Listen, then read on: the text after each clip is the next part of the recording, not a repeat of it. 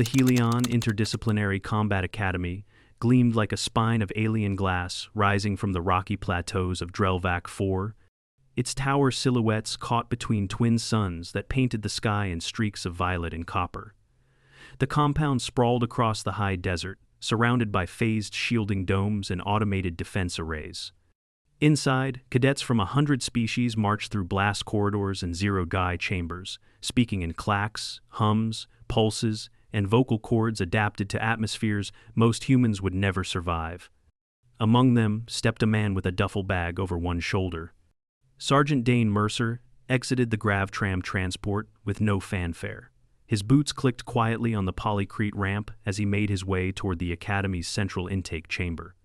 He wore the muted greens and browns of Earth's planetary search and rescue forces, dusty from years in the field. No armor, no augmentation. Just a calm expression, a clean gait, and a clipboard in his hand with a hard copy transfer signature. The scanners registered him, hesitated, and turned green. No weapons, no known biological hazards, no special threat classification. From the mezzanine above, a group of cadets watched silently. Most of them were enormous Vekari with crystalline musculature, coiled sullet with body mass, thrice his size, and at least 2 bipedal species with built-in kinetic armor. "That's it? That's the human?" one cadet whispered, her voice translating with a click through the room's ambient autolinguist. "He's so soft," another muttered. "I thought they brought service animals, not trainees." A quiet ripple of snickers followed. Dane didn't stop walking. He wasn't smiling, but he wasn't frowning either. He moved with the unhurried rhythm of someone used to arriving where he didn't belong and getting the job done anyway. From a vaulted control station above the arrival bay, Commandant Yarna, a tall, ink-skinned Solat with 12 jointed fingers and a cybernetic lens over her left eye, watched Dane with clinical interest. "Human male, Earthborn," she noted aloud to the biometric officer beside her. "Resting pulse, 52. Cortisol profile, minimal." "Unusual," the officer said. "Most new cadets run hot." He doesn't. The Academy's induction cycle began immediately. Cadets were tossed into week-long, grueling assessments, partial vacuum acclimation, full-body strain resistance testing, neural response calibrations, and cultural scenario challenges that sometimes turned heated. Dane passed each station with unremarkable precision.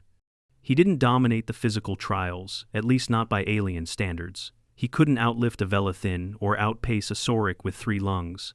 But he finished every event without complaint, injury, or need for aid. Quiet, efficient, and to many, unsettlingly neutral. When the obstacle course simulation glitched mid-run, sending a collapsing pillar toward a pair of Stronarian twins, it was Dane who acted. No theatrics, just a sprint, a dive, and a controlled roll that pushed them clear. Then he simply stood, dusted off, and rejoined the course. The others began noticing, not admiring, just noticing. But not all attention was neutral. Thrask, the Kragahn cadet, had noticed him the moment he arrived. A towering biped armored in dark volcanic plates, Thrask moved with the weight of a living tank. His species had evolved on high-gravity death worlds where everything hunted everything. Kragahn hierarchy was built on intimidation, the roar, the posture, the scent. Every move was dominance or submission. And humans? As far as Thrask was concerned, humans were neither. They were beneath the system.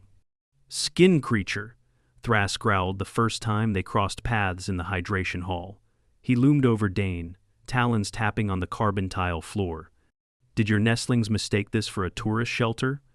Dane looked up, calmly. "Are you asking a question, or just practicing your chest puff?" The Kragahn bared his fangs. Several nearby cadets froze, waiting for a fight. Dane didn't blink. He just sipped his canteen and moved past him. No fear, no aggression, no interest. That, more than anything, irked Thrask. Later that week, the schedule announced a major event, the annual Intimidation and Response exercise. An interspecies training designed to simulate predator-dominated scenarios, it was infamous for pushing cadets to their psychological and sensory limits. Each year, one species was selected to perform its primal dominance display, meant to simulate hostile battlefield conditions, panic suppression, and fear control. Some roared, some flared. One species emitted subsonic pulses that caused temporary cognitive inversion. This year, the Kragahn had been selected. Of course, muttered a Sullet medic, just when the sleep cycles were getting better. The chamber was massive, a hollow sphere lined with neural dampeners and resonance shielding, its walls lit in shifting blue patterns that tracked sound distortion. Each cadet had their own bio-calibrated observation zone with safe thresholds based on species profile. Dane stood alone in his. No buffer, no adjustments, just a man in his standard-issue uniform, arms crossed lightly as he waited. Around him, the mood was tense. "Place your bets," someone whispered. 10 says the human blacks out in under 10 seconds. 3 says he won't even last that long. Even the instructors had their doubts, though none voiced them aloud. Then the signal came. Captain Yarna entered the center with her long coat trailing behind her. She activated the Omni field, stabilizing the gravity zone. "Begin sequence," she said. "Thrask, you are cleared to perform dominance display." The Kragahn stepped forward. His movements were heavy, deliberate.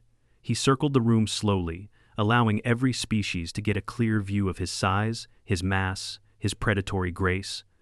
Then he stopped in the middle of the chamber and turned to face the group. He stretched his spine, raised his chest, jaw unhinged slightly. The room dimmed, and he roared. It hit like a shockwave. The force of it wasn't just sonic, it was physical. Air trembled, light vibrated. One of the viewing panels fuzzed with static as its shielding overloaded momentarily. Several cadets collapsed immediately. A Stronarian staggered and clung to the railing, its gills flaring in confusion. A Vakari emitted a distress frequency. Every living creature in the chamber responded to the sound. Everyone except Dane Mercer. He flinched slightly, just a twitch at the corner of one eye. But he remained standing, breathing, watching. Thrask noticed, and froze. Yarna made a note on her datapad. Human still conscious, no flight response, pulse rate stable. Thrask turned away from the center and began walking toward Dane. "Override," Yarna warned. That was the end of the simulation. "Not for me," the Kragahn said. "He mocked me by not reacting." "I didn't," Dane said calmly. "You stood still. You denied the signal. That is mockery." "It's just a sound," Dane replied, adjusting his stance. "I've heard worse." That stopped the room. "You've heard worse?" Thrask thundered. "In deep canyons," Dane replied, voice level. "Echoes bounce. Sounds amplify. Sometimes you shout to locate someone, and the echo that comes back sounds like the world's ending." Thrask snarled. "Face me, human." Dane nodded and stepped forward. The Kragahn squared his stance. His claws dug small cracks in the metal floor as his lungs inflated. Then he roared again, full power, full focus, right into Dane's face. The chamber lights flickered. One of the observation decks lost power. A seismic alert pulsed briefly in the upper corner of the screen. Cadets shielded their faces. Some fell. A few screamed. And Dane? He didn't move. He stood upright, let the sound pass through him like a hurricane over stone. Then he inhaled slowly, eyes changing, no longer calm, no longer simply watchful. Something older surfaced. Not fury, not bravado. Something honed by thousands of years of humans calling out into vast wilderness alone, knowing that what answered back might kill them. Dane raised his chest. And he roared. The sound didn't match his body. It shouldn't have been possible. It reverberated with the power of ancient canyons and forest infernos, a thunderous, lung-ripping blast meant to frighten apex predators from striking. The chamber rattled. The overhead sensors spiked into red. One of the holograms flickered out entirely. The roar struck Thrask like a physical blow. He stumbled backward. And silence fell. Every cadet stared. Even Yarna's face had changed, eyes narrowed, expression unreadable. In the flickering aftermath, the seismic alarm chimed again. Dane lowered his voice. "Still, think I'm fragile?" Thrask didn't answer. He couldn't. Later, in the xenobiology labs, the data review was frantic. "That wasn't just a voice," one researcher said. It caused harmonic interference across 3 frequencies. His diaphragm shows conditioned reinforcement. This is trained, learned, repeated thousands of times. But why would anyone learn to roar? He was a rescue specialist, another said. Worked canyons, bears, cougars, wolves. You don't always have gear. Sometimes it's just your lungs between you and the dark. Yarna updated his classification profile. Human psychological response. Unpredictable. Reflex conditioning. Predator class intimidation threshold. Advisory. Do not provoke, under any circumstances. Elsewhere, in a quiet corridor near the training halls, Thrask stood waiting. When Dane passed, the Kragahn lowered his head. You are not prey, he said, voice soft with new weight. You are something else. Dane didn't gloat. He didn't smile. He just nodded and walked on. The seismic sensor logs didn't lie. 3 different data nodes across the Helion Academy network, each calibrated to detect potential structural anomalies, had simultaneously triggered the moment Sergeant Dane Mercer roared. Not Thrask. Dane. The human. Academy staff didn't know what to do with that. For the first time in 12 training cycles, the post-exercise debrief was delayed, not because of injuries, but because the xenobiologists and acoustic engineers couldn't agree on the readouts. There's no species match, muttered Dr. Vale, adjusting her visual overlay as she examined a frame-by-frame resonance mapping of Dane's roar. The acoustic signature shows traits of both low-frequency threat displays and high-decibel panic calls. But his physiology shouldn't be able to sustain either, countered another. He has no subharmonic vocal sacs, no exoresonator, not even throat plating. Then explain how a 6'2" biped just destabilized our internal sensors using nothing but air from his lungs. Silence. Below the observation deck, the cadets were still processing what they'd seen. Rumors moved faster than truth, but for once, they weren't exaggerated. No one denied it. No one questioned it. They'd heard it. Felt it. A sound that didn't match his body. A roar that cracked the predator hierarchy of a dozen species in an instant. In the barracks that night, no one mocked Dane. No one whispered about skin or softness. No one dared. Thrask didn't even return to his dorm pod. He remained in one of the lower meditation chambers, seated on the stone floor, legs folded beneath him, breathing in silence. The instructors didn't disturb him. A Kragahn processing humiliation was dangerous, but a Kragahn processing respect? That was rare. Dane, for his part, sat on the edge of his bunk in silence. The lights were dimmed, his boots were off, and he rubbed his temples gently. The roar hadn't hurt, not in the way people assumed. But it had taken something out of him, something deep and old. He'd done it before, long ago. In a canyon where rescue had gone sideways, a cougar had stalked their camp perimeter during the night. Dane, with no weapons and no backup, had made himself bigger, louder, had screamed into the dark until it turned and fled. It wasn't bravery, it was biology. It was survival. And he hadn't done it since. Until now. The door to the barracks slid open with a soft chime. Captain Yarna entered, flanked by 2 xenopsych advisors. She stood tall and unreadable, her 12 fingers clasped behind her back. Sergeant Mercer, she said evenly. Dane stood. We'd like to speak with you. Now. He nodded. No questions. They led him not to the debrief room, but into the research wing, an area of the academy rarely visited by cadets. The corridors here were colder, the lights bluer. Silence hung heavy, broken only by the occasional beep of scanners or hiss of sterilizers. Inside a small observation dome, a tri-projection display lit the air with layered readouts of his performance during the exercise. Muscle response, laryngeal expansion, pulmonary stress. And, at the center, a seismic wave graph that looked like a mini-quake.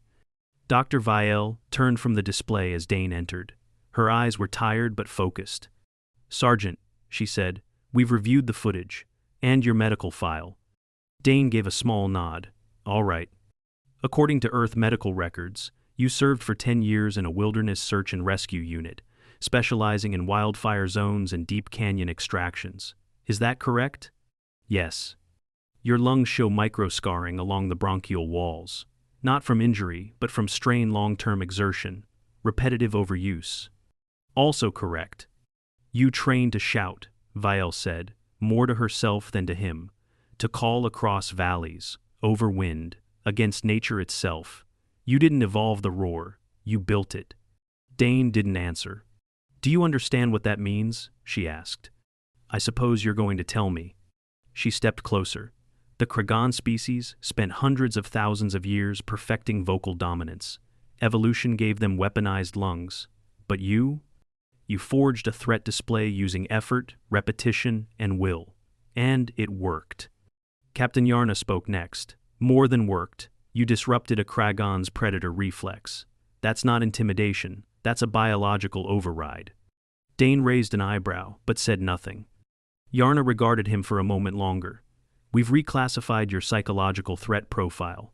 Effective immediately, your training path will diverge. Diverge how? He asked. You'll remain with the main cohort, but you'll be cleared for specialized field ops training, integration roles, conflict, de-escalation. In certain theaters, human unpredictability is an asset. I'm not here to be a symbol, Dane said plainly. You're not, Yarna replied, but symbols are rarely volunteers. Behind her, the seismic graph looped again, the shape of Dane's roar a wave that should never have existed. Back in the main cadet halls, the whispers continued, but now they were different.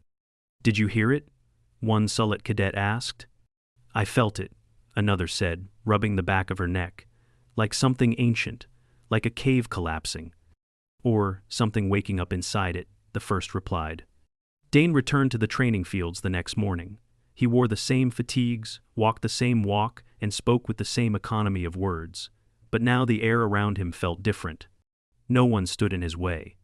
Even Thrask, who now lingered near the edge of the sparring rings during drills, said nothing when Dane passed. But his eyes followed him, not with hostility, with interest. During an obstacle course later that day, a younger cadet, a three-legged Trivar, slipped during a gravity shift and cried out. Dane didn't hesitate. He crossed the gap with a grappling tether, caught the cadet's arm, and anchored them both until the field stabilized. The Trivar looked up, stunned. Why did you help me? Dane's expression didn't change, because someone should. That answer made its way through the ranks faster than his roar. Some cadets began adjusting how they addressed him. Not the human. Not skin creature. Now it was just Dane. That night, Thrask finally spoke again. He approached Dane at the training lockers, claws folded inward, posture neutral. I have never lost control of my roar, Thrask said. Never needed to. Until you. Dane turned slightly. That wasn't my goal. But it happened. Yes. Thrask considered that. My ancestors say the roar defines the Kragahn, that it is our lineage, our identity. And mine say that when the forest is too loud, Dane said, you make more noise. The Kragahn huffed once. Almost a laugh. You should visit our hunting moons, Thrask said after a pause. We test each other with sound and silence. You would not be out of place. I'll think about it. The two stood there for a beat, then parted. The next day, the Academy's central AI updated its interspecies guidebook with a new entry. Species, human. Behavioral class, adaptive resilient. Response to threat. Variable. Advisory, do not provoke. Capable of counter-predator escalation. The final line, added by a quiet consensus of instructors and observers alike, reads simply, humans roar back. And from that point forward, no one at Helion Academy ever looked at Dane Mercer the same way again. By the third month, Dane Mercer had become the most quietly discussed figure in the Helion Academy's history. Not because he shouted orders. Not because he challenged anyone. Because he didn't. And that unsettled them more than if he had. After the roar, instructors monitored him more closely. They expected something to change, some show of ego, some escalation of pride, but nothing shifted. Dane kept showing up on time, completing every drill with clinical calm. His meals were simple, his conversations shorter than most species' greeting protocols. He simply existed at a steady hum, beneath the noise of galactic ego. which, to many cadets, made him terrifying. The Academy, a structure built to accommodate over 200 species and twice as many temperaments, wasn't designed for cultural silence. Bravado was common currency. Honor duels, vocal dominance rituals, pheromone contests, these were normal.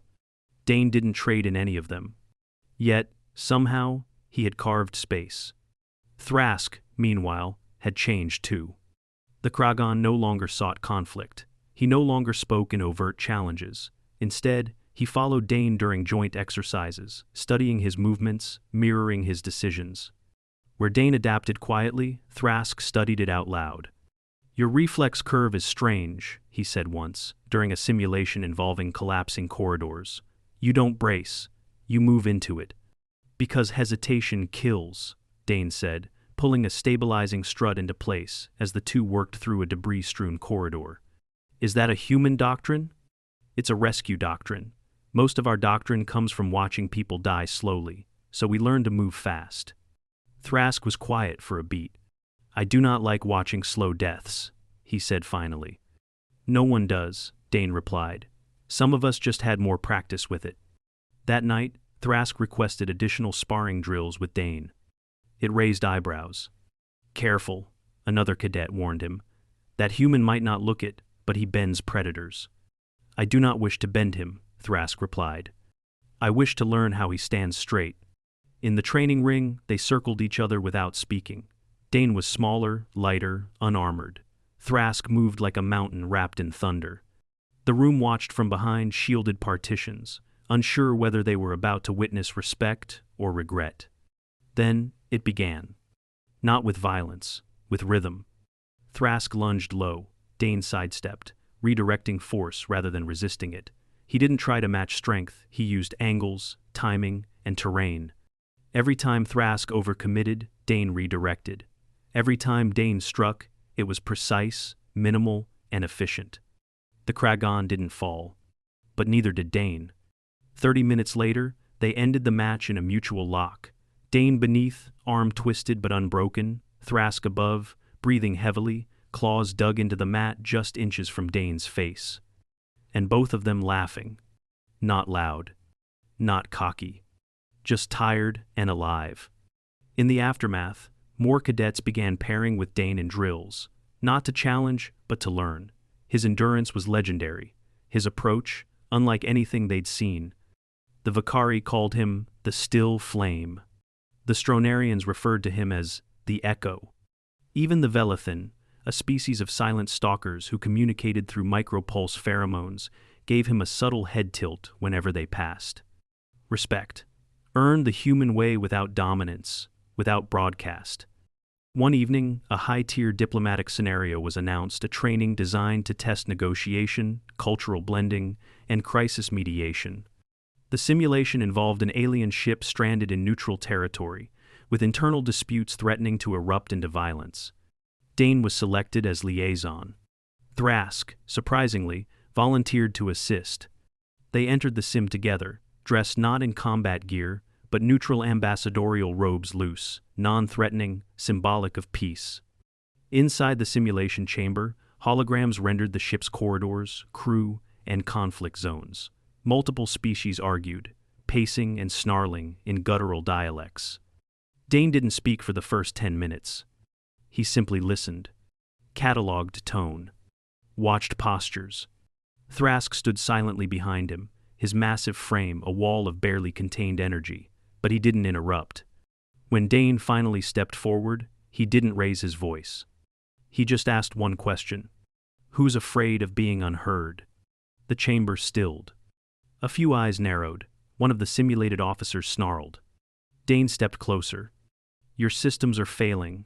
Supplies are low. You've spent days blaming each other. But that's not what this is about. You're not fighting over space or air. You're fighting because nobody is listening. Thrask tilted his head, watching. Dane knelt beside a sputtering console and began rerouting power without being asked. He didn't make speeches. He didn't beg. He helped. The simulation recalibrated. Conflict levels dropped. Diplomacy logged as successful. Thrask approached him after the session, head slightly bowed. You did not posture. You did not declare strength, and yet they obeyed. No one obeyed, Dane replied. They trusted. Is that different? Obedience fades when pressure's gone. Trust holds when no one's watching. Thrask was silent for a long time. Then he spoke quietly. My people do not understand trust. Then you're not alone, Dane said. Most don't. News of the simulation outcome spread rapidly. In the following days, Dane's assignments shifted. He was sent to mentor integration cadets from species that didn't mesh well with the dominant factions. High-risk groups, emotionally reactive ones, cadets who'd nearly been ejected for behavioral conflicts. He didn't fix them. He simply stood with them, ate with them, ran drills with them, and in that presence, steady, neutral, human, they calmed. Sometimes, that's all it took. Still, not everyone was pleased. In the higher command circles of the Academy, debates sparked behind closed doors. The Academy had never factored humans as more than auxiliary support units, logistics, midfield specialists, or adaptability experts, not predators, not leaders. But now, Dane's profile data showed something unique. He wasn't an apex threat. He wasn't even categorized as high danger. He was something else entirely. Disruptive stability. No natural weapons, no feral strength. But wherever he walked, the predator-prey dynamic cracked. Not because he broke it, because he ignored it. And others started doing the same. Captain Yarna reviewed the latest observation report in silence. The final line read, Recommendation: Human behavioral impact exceeds projection models. Social influence presents restructuring potential across interspecies cadet norms. She set the file down and leaned back in her chair. The human didn't roar to conquer, she said to herself. He roared to survive. In a far-off training bay, Dane stood beside a Velethin cadet, struggling with fine motor tool use. He didn't correct them. He waited. Let them try again. Let them fail safely. The cadet adjusted. Succeeded. Dane nodded. Small, quiet nod. Far away, a new class of cadets entered the academy gates. Among them, a few pointed toward the central spire and asked the same question. Is it true? The human made the predator flinch? Another cadet answered. No, he didn't make him flinch. He made him listen. And that more than any roar was what echoed now through the halls of Helion Academy. It started with a transmission. Encrypted, fragmented, originating from the outer edge of the Zareth Expanse, an unclaimed zone between Helion territory and the Talvan Drift. The message repeated in a loop, just 5 words. Cadet vessel, disabled, no control. The signal was traced to a training shuttle that had gone dark during a live environment field exercise. A joint species crew of 5 cadets was on board mid-exam, deep space, low support. Standard protocol allowed them to handle their own emergencies. That was the point, but this wasn't a minor systems error. Telemetry showed propulsion offline, life support degrading, proximity to a gravity well. The gravity anomaly was worse than expected. Not a black hole, not a star. A sleeper nest. Talvan, stock ships, organic raider vessels, each grown like living bone wrapped in memory steel, had been dormant in the system for decades. Hostile, silent, always waiting. Now they weren't waiting anymore. Helion Command scrambled a retrieval team, but with the Expanse's distortion fields, long-range deployment would take hours. The cadets didn't have hours. Captain Yarna's voice cut across the operations room. We need a rapid deploy insertion, low profile, high adaptability, no escalation unless engaged. She didn't wait for a volunteer. She looked up from the tactical display. Send Mercer.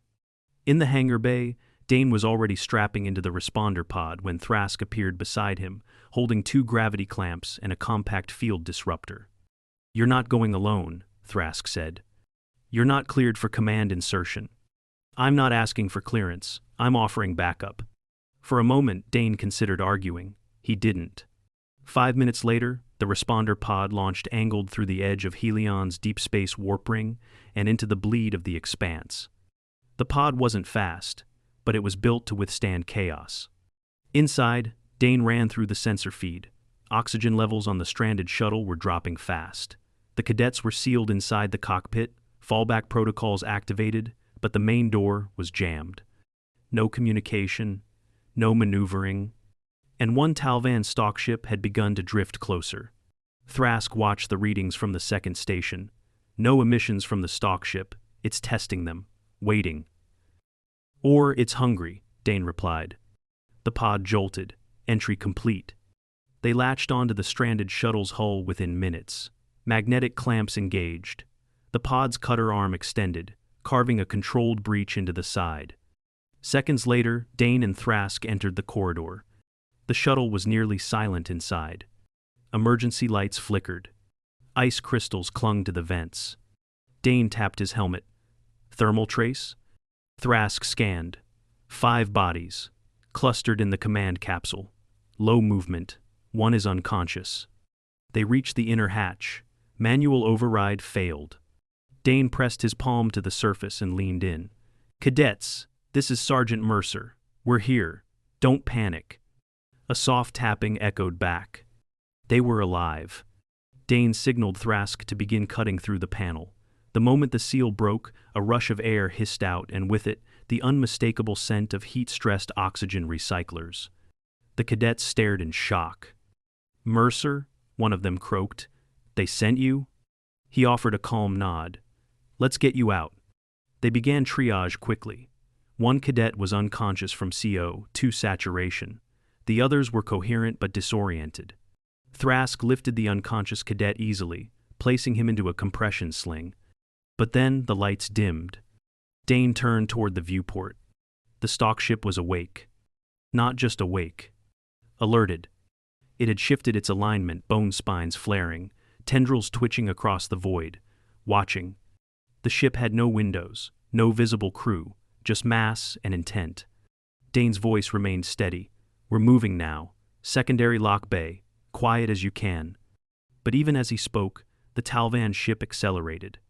Not fast, not aggressive, but forward. Deliberate. It had chosen them. The corridor to the secondary bay was too narrow for formation. Dane took point. Thrask covered rear. The cadets moved between them, limbs trembling, suit seals rattling faintly with each step. They reached the pod just as the stockship deployed a signal. It wasn't audio. It was pressure, a directed blast of sub-resonant frequencies that struck the shuttle like a pulse. The youngest cadet screamed. Another dropped to his knees, eyes wide, chest heaving. It's inside my head, he gasped. The ship's inside my head. Thrask moved to shield him. It's a fear spike, synthetic, designed to disorient prey. Dane didn't move. He turned toward the open hatch and stepped back into the corridor. What are you doing? Thrask shouted. We need to move now. Dane didn't answer right away. He stood in the center of the passage, helmet off, eyes focused. Then he took a slow breath and roared. Not like before. Worse. This was deeper, full body, from the base of the spine to the top of his skull. Not a sound of panic, but one of challenge. It didn't just echo, it bent the metal around him. A canyon storm wrapped in fury. The Talvan ship paused. It actually paused, then retracted. Its forward momentum stalled, its tendrils curled inward. The pressure stopped. Inside the shuttle, cadets wept in relief. One of them, barely able to speak, whispered, "How? How did you do that?" Dane didn't reply immediately. He lowered his arms, his chest still heaved. He looked toward the viewport again. That wasn't for them, he said finally. That was for the Predator. He walked back to the pod, face unreadable. Thrask stared at him with awe. It listened, the Kragahn said. Dane nodded. Sometimes even predators don't want to risk getting hurt. The responder pod detached cleanly and jumped to pre-programmed warp just minutes later. When they landed back on Helion grounds, medical staff took over instantly. The cadets were stabilized. News of the encounter spread faster than containment protocols could slow. And then came the investigations. The xenobiology team dissected the audio records of the encounter. The frequency Dane used had no analog. It wasn't language. It wasn't species-specific. It was instinct made audible. Survival, not as reaction but as communication. Helion Command convened a closed-door assembly. Dane's presence at the meeting was requested, not demanded, requested. He entered the chamber wearing the same uniform as always. No medals. No stripes. No symbols of what he'd done. Captain Yarna stood from the central podium. "Sergeant Mercer," she said, "your actions resulted in the safe return of 5 cadets and the de-escalation of a first contact event with a Talvan raider." "Yes, ma'am." "Your method was not protocol." "No, ma'am." "Explain your reasoning." Dane looked up slowly. "When cornered, predators rely on predictable responses. Prey runs, prey pleads. I gave them something else, something loud enough to be remembered." Silence filled the room. Then, unexpectedly, one of the instructors, a hardened Velethan tactician known for his emotionless precision, spoke. "Did you intend to speak to the ship?" "I didn't think it would understand," Dane said, "but I hoped it would recognize the shape of a challenge." "And if it hadn't?" Dane shrugged. "We'd be dead." There was no arrogance in the words. Just truth. Captain Yarna turned to the gathered officers. "I propose formal recognition of a new combat classification." She tapped her datapad. "Human Threat Response Designation. Predator Class Counter-Intimidation Capability." The approval came without dissent. By the end of the cycle, cadets across the academy began adapting new reflex drills. Not just to withstand fear, but to counter it. The training manuals updated their doctrine. The quote at the end read simply, "Humans do not run. Humans do not freeze. Sometimes, humans roar back." Dane never celebrated. He kept running drills. Kept helping the slowest cadets finish their obstacle courses. Kept his voice quiet in all things except one. And, far beyond Helion, in the darkness between stars, the Talvan stock ships moved slower now when they encountered Earth signals. Just in case. Some said they remembered the sound. A roar not born of domination, but of defiance and survival.